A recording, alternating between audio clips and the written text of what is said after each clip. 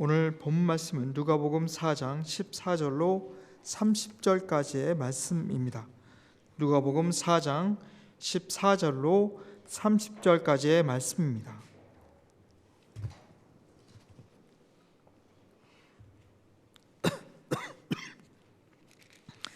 찾으셨으면 함께 봉독하도록 하겠습니다. 예수께서 성령의 능력으로 갈릴리에 돌아가시니 그 소문이 사방에 퍼졌고 친히 그 여러 회당에서 가르치심에 무사람에게 칭송을 받으시더라. 예수께서 그 찬란하신 곳 나사렛에 이르사 안식일에 늘 하시던 대로 회당에 들어가사 성경을 읽으려고 서심해 선지자 이사야의 글을 들이거늘 책을 펴서 이렇게 기록된 데를 찾으시니 곧 주의 성령이 내게 임하셨으니 이는 가난한 자에게 복음을 전하게 하시려고 내게 기름을 부으시고 나를 보내사 포로된 자에게 자유를 눈먼 자에게 다시 보게 함을 전파하며 눌린 자를 자유롭게 하고 주의 은혜의 해를 전파하게 하려 하심이라 하였더라. 책을 덮어 그 맡은 자에게 주시고 앉으시니 회당에 있는 자들이 다 주목하여 보더라. 이에 예수께서 그들에게 말씀하시되 이 글이 오늘 너희 귀에 응하였느니라 하시니 그들이 다 그를 증언하고 그 입으로 나오는 바 은혜로운 말을 놀랍게 여겨 이르되 이 사람이 요셉의 아들이 아니냐. 예수께서 그들에게 이르시되 너희가 반드시 의사야 너 자신을 고치라 하는 속담을 인용하여 내게 말하기를 우리가 들은 바 가버나움에서 행한 일을 내 고향 여기서도 행하라 하리라. 또 이르시되 내가 진실로 너에게 이르노니 선지자가 고향에서는 환영을 받는 자가 없느니라. 내가 참으로 너에게 이르노니 엘리야 시대에 하늘이 3년 6개월간 닫히어 온 땅에 큰 흉년이 들었을 때에 이스라엘에 많은 과부가 있었을 때 엘리야가 그중 한 사람에게도 보내심을 받지 않고 오직 시돈 땅에 있는 사렙다의 한 과부에게 뿐이었으며 또 선지자 엘리사 때에 이스라엘에 많은 나병 자가 있었을 때 그중에 한 사람도 깨끗함을 얻지 못하고 오직 수리아 사람 나아만 뿐이었느니라. 회당에 있는 자들이 이것을 듣고 다 크게 화가 나서 일어나 동네 밖으로 쫓아내어 그 동네가 건설된 산 낭떠러지까지 끌고 와서 밀쳐 떨어뜨리고자 하되 예수께서 그들 가운데로 지나서 가시니라. 아멘. 본 문단에서부터 9장 50절까지는 모든 인류의 구원자로 오신 예수님께서 드디어 갈릴리를 중심으로 공생의 사역을 수행하시는 내용을 보도하고 있습니다. 그러나 앞서 예수님께서 마귀에게 시험 받으시고 승리하신 사건과 본 문단부터 시작되는 갈릴리 사역은 곧바로 연결되는 것이 아니라 상당한 시간적 간격을 두고 일어난 사건들이라는 것을 인지할 필요가 있습니다. 누가는 여기서 아무런 시간적 연결 관계를 밝히고 있지 않으나 예수님의 사례와 시험 사건은 AD 26년경에 있었던 것으로서 AD 27년경에 시작된 갈릴리 사역과는 약 6개월 내지 1년 정도의 간격이 있습니다. 예수님의 갈릴리 사역을 기록하고 있는 4장 16절부터 9장 50절까지는 12사도의 파송을 전후한 시점을 기준으로 4장 14절부터 8장 56절까지의 갈릴리 전기 사역과 9장 1절로 50절까지의 갈릴리 후기 사역으로 구분할 수 있습니다. 그리고 그 기간은 갈릴리 전기 사역은 AD 27년 여름 무렵부터 이듬해인 AD 28년 가을 무렵까지, 후기 사역은 AD 28년 가을부터 이듬해인 AD 29년 가을 무렵까지로 잡을 수 있습니다. 그러면 오늘 본문을 통해서 갈릴리 전기 사역 중에서도 예수님의 공생의 사역의 시작을 보도하는 내용을 살펴보겠습니다. 먼저 14절을 다 함께 읽으시겠습니다.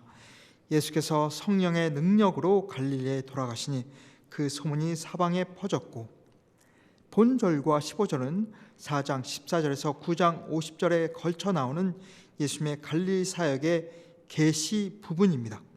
공생의 사역 가운데 대부분을 차지하는 갈릴리 사역은 본절에서부터 12제자의 파송 기사 전까지인 8장 56절까지의 전기 사역과 그 이후인 후기 사역으로 나눌 수 있습니다.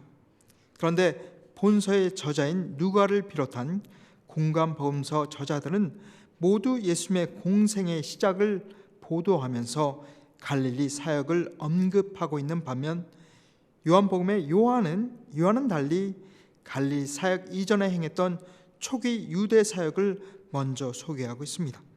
요한이 소개한 이러한 잠시 동안의 초기 유대 사역을 제외하고 예수님은 그의 공생의 대부분을 갈릴리 지역에서 사역하셨는데, 그 지역은 예로부터 소외된 지역이었으며 하나님의 은총과 관심이 상대적으로 덜 미치는 지역으로 인식되어 왔습니다.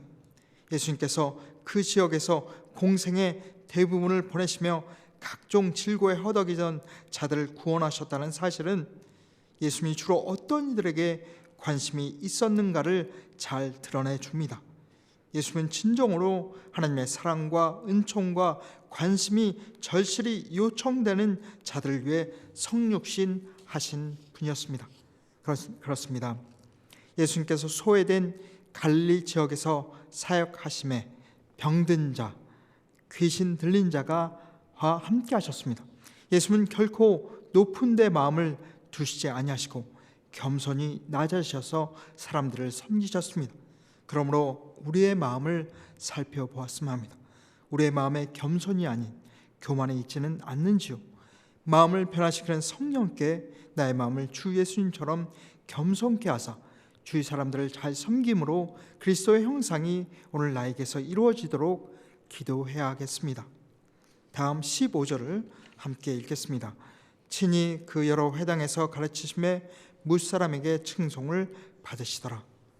본절은 공생의 사역 초기 대부분의 이스라엘 사람들이 예수님을 어떻게 바라보고 대우했는지 잘 드러내주는 구절입니다. 본문을 직역하면 그가 가르치고 계셨다, 모든 사람들로 말미암아 영광을 받으시면서가 됩니다. 뭇사람에서 뭇이란 단어는 국어 사전에 수적으로 여럿을 가리키는 형용어라고 정의되어 있습니다. 하지만 헬라어 판톤은 여럿이라는 의미가 아닌 모든이라는 의미입니다. 물론 이 모든 사람들은 갈릴리 지역에서 예수님의 권능 있는 가르침을 직간접적으로 들은 모든 사람들을 가리킵니다. 권위주의와 오만함으로 물들어 있으며 사람들에게 무거운 짐만 지우고 자유를 구속하는 바리새인들과 서기관들의 가르침과 전혀 다른 예수님의 가르침은 그 가르침을 듣는 사람들로 하여금 마음의 자유와 하나님의 깊은 은총을 누리게 하는 능력이 있었습니다. 다음으로 16절을 살펴보면 예수께서 그 자라나신 곳 나사렛에 이르사 안식일에 늘 하시던 대로 회당에 들어가서 성경을 읽으려고 서심해, 여기서 늘 하시던 대로 예수님이 나사렛에 있는 한 회당에 들어가신 것은 어려서부터 늘 해오던 관습에 따른 것이며 그 자리를 이용해 말씀을 가르치시기 위함이었습니다. 예수님께서 율법주의적인 유대인들을 이곳에서 여러 차례 비판하신 것은 사실입니다.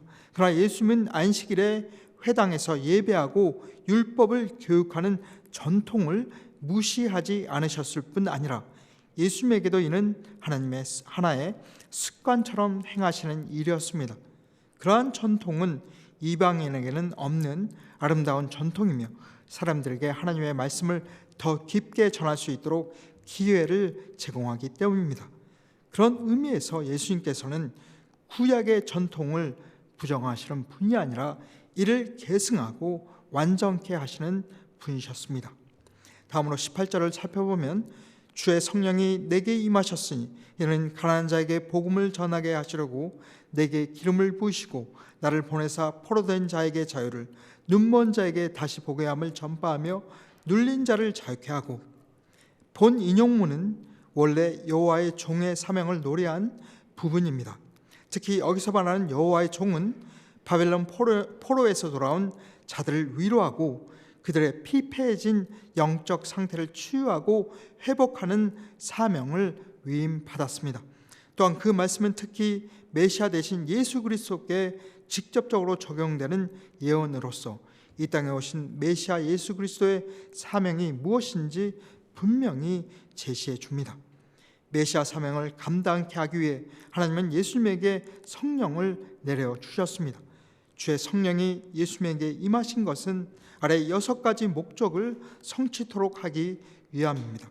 18절, 19절을 다시 번역해 보면 주의 성령이 내게 임하신 것은 내게 기름을 부으시기 위함이며 나를 보내사 가난한 자에게 복음을 전하게 하시기 위함이며 포로된 자에게 자유를 전파하며 눈먼 자에게는 다시 보게 함을 전파하게 하시기 위함이며 눌린 자를 자유케 하시기 위함이며 주의 은혜를 전파하게 하시기 위함이다가 됩니다. 하나님은 아무런 의미도 없이 성령을 부어주시는 분이 아닙니다. 또한 성령을 부어주시는 것은 그 성령 받은 자로 하여금 하나님께서 주신 고귀한 사명을 감당하고 성취하도록 하시기 위함입니다. 그렇습니다. 우리에게 성령께서 함께 하시는 궁극적인 이유를 다시금 생각해 보았으면 합니다. 바로 하나님 나라가 우리를 통해서 세워지기 위하여 주님께서 성령을 우리에게 보내셨습니다. 물론 삶을 살아가면서 성령님의 도우심을 의지하여 날마다 모든 일에 지혜롭게 살아가는 것도 중요하지만 결국 성령께서 우리에게 원하시는 것은 우리의 구주가 되시고 우리 삶의 주권자가 되시는 주님을 전하고 하나님의 나라가 이 땅에 돌아가는 것을 우리를 통해 이루도록 우리가 성령과 함께 해야 되는 것입니다. 그러므로 주님의 복음을 전파하고 하나님 나라가 도처에 임하도록 오늘도 성령 안에서 기도하며 우리의 자리에서 그리스도를 증거해야 할 것입니다. 다음으로 21절을 보겠습니다. 이에 예수께서 그들에게 말씀하시되 이 글이 오늘날 너희 귀에 응하였느니라 하시니, 성경 봉독 후 예수님께서 하신 교훈이 실제로는 이보다 훨씬 깊었으며 내용도 풍부했을 것입니다. 하지만 본문과 18절, 19절의 내용만으로도 예수께서 베푸신 교훈의 요지를 전달하기에 부족함이 없으므로 저자 누가는 본문으로 압축 요약해 전달하였습니다. 본절에서 응하였느니라로 번역된 페플레로타이는 구약 예언의 완성과 성취를 묘사하는 전문 용어 플레오의 완료 수동태로서 이사야 61장 1절 2절의 예언이 예수님의 말씀을 듣고 있는 회당의 청중들에게 이미 성취되었다는 사실을 보여줍니다. 즉 이사야 61장 1, 2절에 나오는 바 하나님의 성령을 받은 의로운 종은 예수 그리스도 자신을 가리키며 당신이 이 땅에 오셔서 공생애를 시작하는 시점에 이미 그 예언이 성취되었다는 것입니다. 이처럼 이 예언은 예수님께서 구약에 예언된 메시아이심을 증명하는 중요한 예언으로서 이미 그리스도 안에서 성취되었습니다. 그러나 이는 동시에 앞으로 계속 성취될 예언이기도 합니다. 즉 가난한 자가 복음을 듣고 죄와 사망에 포로되었던 자들이 자유롭게 되며 영적으로 눈먼 자들이 진리를 보게 되며 좌절과 절망에 빠진 자들이 소망 가운데 기쁨을 회복하며 하나님의 받으실 만한 은혜가 도래하는 등의 일들 모두가 예수 그리스도의 도래로 성취되었고 또한 성취되어 가는 것입니다. 예수는 생명과 자유 그리고 치유와 하나님의 의로운 통치를 동반하고 성육신하신 제2위 하나님 그 자체입니다. 이처럼 예수님의 도래로 성취되었고 또한 성취되어가는 위와 같은 일들은 오늘날에도 지구 곳곳에서 예수님의 가르침을 실천하는 자들에 의하여 계속되고 있으며 예수님 재림 때까지 쉬지 않고 진행될 것입니다. 다음으로 22절, 그들이 다 그를 충원하고 그 입으로 나오는 바 은혜로운 말을 놀랍게 여겨 이르되 이 사람이 요셉의 아들이 아니냐. 이 말씀은 그리스도의 말씀을 들은 고향 사람들의 반응에 대한 보도입니다. 그들은 그리스도의 말씀을 기이 여겼습니다. 기이 여겼다는 것은 놀랍고 은혜롭게 여겼다는 의미입니다. 그렇다면 나사렛 동네 사람들은 그리스도의 말씀을 듣고 그분을 메시아로 믿고 영접했습니까? 아닙니다. 당장 이 사람이 요셉의 아들이 아니냐고 의심했습니다.